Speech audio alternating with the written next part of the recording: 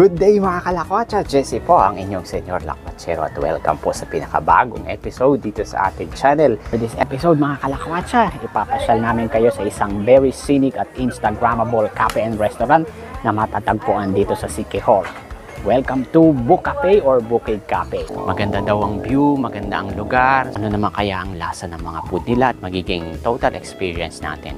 Kaya samahan nyo kami as we fully explore Book Cafe and let's see what this cafe and restaurant has to offer. As a later part po ng ating video, abangan nyo yung mga ating important things to consider na pwede nyong maging guide kung ang Book Cafe po ba ay makakonsider nyo as your next food crawl, next food trip sa inyong pagpasyal dito sa Siquijor.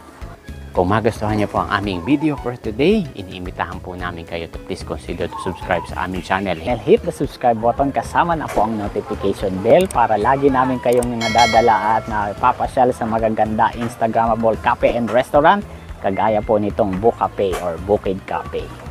Uy, siya nga pala mga kalakwatsa, for regular updates, iniimbitahan po namin kayo to follow us sa aming other social media accounts kagaya po sa Facebook, Instagram, at sa TikTok.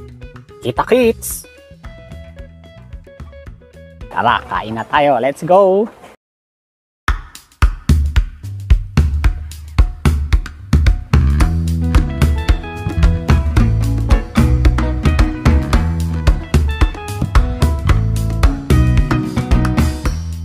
Mula po dito sa Isla del Fuego, ang nakabibighaning isla ng Siquijor, isang magandang araw po sa inyong lahat mga kalakwatsa. Gumising po kami ng maaga para makapag-ready sa lakwatsa na ating gagawin sa araw na ito. Nag-rent kami ng motorcycle upang mapuntahan ang sikat at dinarayong cafe and restaurant na ito. 15 minutes po ang travel time mula sa Lazy Lizard ang aming accommodation at mararating nyo na ang latest lakwatsa. Welcome mga kalakwatsa dito sa Book Cafe or Bukid Cafe. Isang patok na mountain cafe dito sa Barangay Kansayang, San Juan, Siquijor. Akyat na po tayo at para malaman natin kung bakit dinarayo ng mga turista ang kainan na ito. Off limits po ang mga footwear sa loob ng cafe and restaurant. Iiwan nyo po sa designated spot sa may entrance ng Book Cafe. Sa pagpasok po ay kita nyo na kaagad ang kanilang counter area kung saan tayo o-order ng mga pagkain. Obviously, native Filipino at tropical ang vibe at interiors ng Book Cafe dahil sa mga kawayan, sawali at mga kahoy na ginamit nila sa kanilang cafe and restaurant. Akmang-akma dahil sa mountain cafe na tema ng restaurant. Semi-open ang kanilang dining area kaya naman maaliwalas at mahangin at light and breezy ang feel sa loob ng restaurant. Idagdag pa na may libreng wifi kayong magagamit para mas lalo ninyong ma-enjoy ang inyong dining experience. Nagustuhan namin ang mga artificial at ornamental plants na nilagay nila sa mga tables, sakto sa aesthetic impact ng mga ito sa kanilang mountain cafe.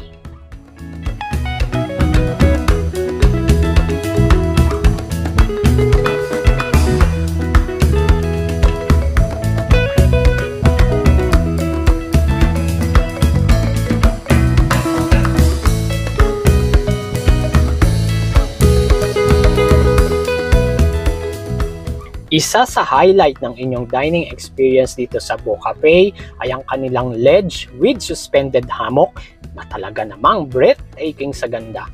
Super instagrammable ang spot na ito dahil mula dito ay tanaw ninyo ang ganda ng Sulusi at mga kabundukang bumabalot sa isla ng Siquijor. If you are a solo traveler ay perfect sa inyong spot na ito para ma-enjoy ng tahimik ang inyong dining experience dito sa Book Cafe. Unique dining experience din ang hatid ng mga tables na ito na may swing pa. Imagine na inuugoy kayo ng duyan habang nagkakape. For couples with romantic dates, perfect naman sa inyo ang mga wooden coffee tables na ito habang tanawang magandang view. Siyempre, ang mga tables na ito ang patok na spot for family or barkada. During our stay, we decided na dito sa sunken tables ang pinili naming spot para ma-enjoy namin ang magandang view mula rito.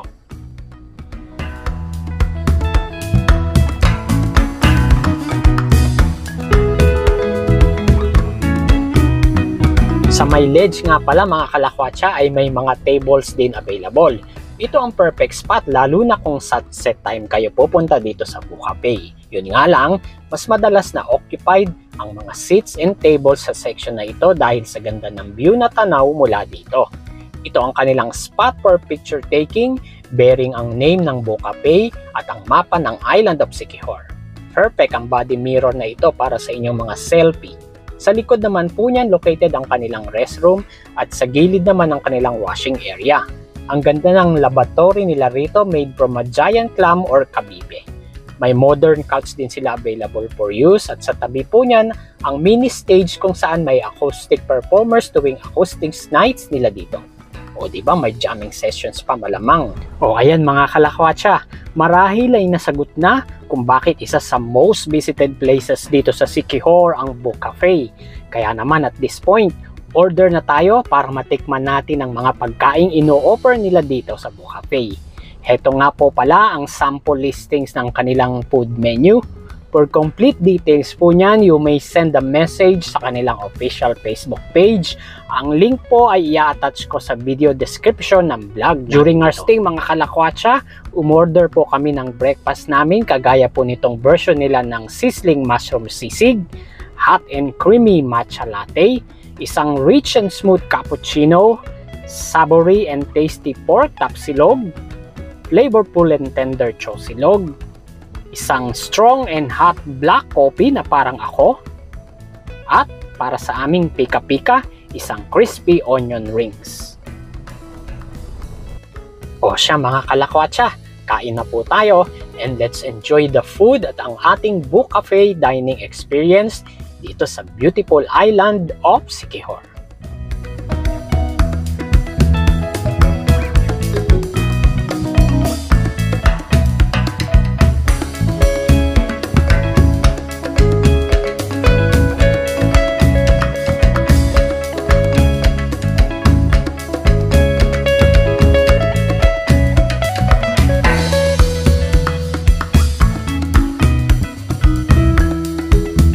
At syempre naman mga kalakwatsa, after kumain, matik na ang photo op session. Hindi namin dapat palagpasin ang pagkakataon na makapagpa-picture sa iconic photo spots dito sa Boo Cafe. Sa ganda ng view at ambience, sa mga pagkain, at sa total dining experience, masasabi ko na ang Boo Cafe is a must place to visit sa inyong pagpunta dito sa enchanting island ng Siquijor.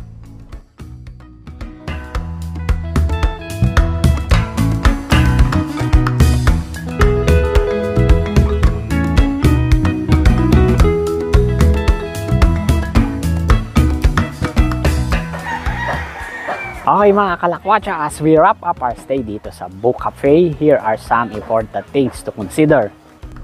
Medyo mataas at sa gilid ng bundok ang location ng Boo Cafe mga kalakwatsa, kung saan po niya hinango ang pangalan nito. Boo Cafe or Bukid Cafe means mountain cafe dahil ang bukid po sa Visayan dialect means mountain o bundok, kaya medyo mahirap itong puntahan kung walang sariling sasakyan. Walang regular na pampublikong transportation papunta rito.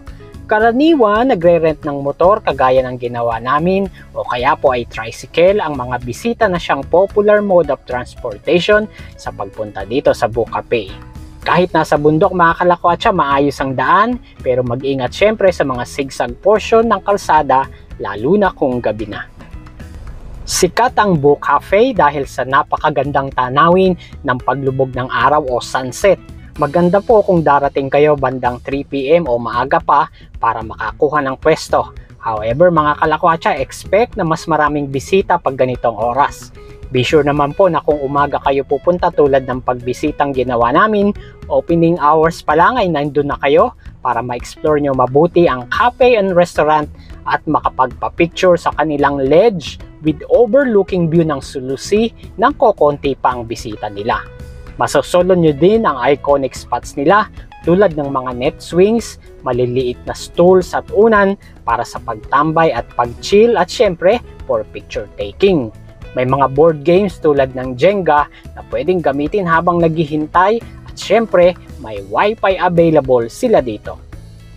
Walang entrance fee mga kalakwatsa dito sa Boo Cafe, ang kailangan lang ay umorder ng pagkain o inumin. Walang reservation po, hindi sila tumatanggap, kaya first come first serve basis ang upuan, lalo na sa oras ng sunset. Reasonable din naman po ang prices ng mga pagkaing inaalok mula sa snacks hanggang sa breakfast, meals at iba't ibang inumin. Satisfied kami sa mga in-order naming pagkain, except lang po doon sa onion rings na para sa akin ay flat, matabang ang lasa at pwede pang i-improve. Para sa akin ay oily din, kaya hindi ko siya i-recommend na orderin ninyo. Sa madaling salita, mag-e-enjoy kayo sa view, sa mga pagkain, sa total ambience, sa inyong pagbisita at dining experience dito sa Book Cafe ng San Juan, Siquijor. Kung nagustuhan nyo po ang aming video for today, iniimbitahan po namin kayo to please like this video, hit the like button, make a comment below for your questions and suggestions. I-attach ko po ang official Facebook page ni Book Cafe para sa inyong further inquiries. Share this video sa inyong pong friends and loved ones para makita nila kung gaano kaganda at anong magiging experience dito sa Book Cafe. And most importantly, kung hindi pa po kayo subscriber sa aming channel, iniimbitahan po namin kayo to please consider to subscribe sa aming channel. Hit the subscribe button, kasama na po ang notification bell para lagi namin kayong nadadala sa magaganda Instagrammable cafe and restaurant kagaya ng Book Cafe. Maraming salamat mga kalakwatsa sa panonood. Hanggang sa ating next episode. Bye bye for now.